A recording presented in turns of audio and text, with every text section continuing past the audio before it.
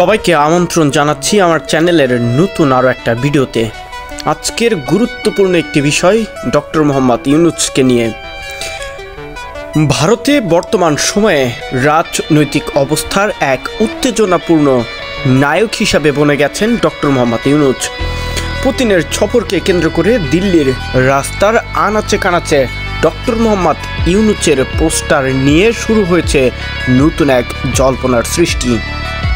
অর্থাৎ দিল্লিতে রাস্তার আশেপাশে বা ফ্লাইওভারের প্রায় সব জায়গাতেই ডক্টর মোহাম্মদ ইউনূসের পোস্টার ছাপিয়ে সেখানে লেখা হয়েছে স্টেপ ডাউন। গত এক বছরে বাংলাদেশের অর্থনৈতিক খাতে গুরুত্বপূর্ণ ভূমিকা রেখেছে ডক্টর মোহাম্মদ ইউনূস। এর মধ্যে বর্তমানে পেঁয়াজ নিয়েও নতুন এক হুলস্থুল কাণ্ড শুরু হয়েছে ভারতের পশ্চিমবঙ্গের কয়েকটি রাজ্যে। অর্থাৎ পেঁয়াজ নিয়ে রাস্তায় ধর্মঘট করছেন সে সকল দেশের ব্যবসায়ীরা।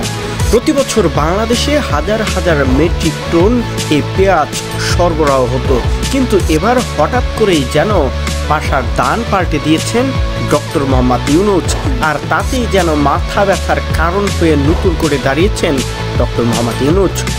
তাই তো দিল্লির রাস্তার আনাচে কানাচে ডক্টর মোহাম্মদ ইউনূসকে নিয়ে শুরু হয়েছে স্টেপ ডাউন নিয়ে নতুন এক পরিকল্পনা।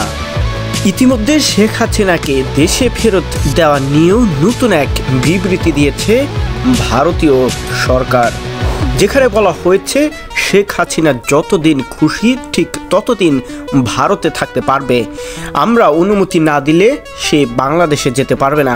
অর্থাৎ এখানে স্পষ্টভাবে বোঝা যাচ্ছে যে ভারত আওয়ামী সরকার এই স্বৈরাচারী সরকারকে কতটা সাপোর্ট দিয়েছে সেটা পূর্বে অনুধাবন করা গেছে, এবং বর্তমান সময়ে এই খুনি হাসিনাকে অপরাধী সাব্যস্ত হওয়ার পরেও তাকে সেই ভারত সাপোর্ট করে যাচ্ছে।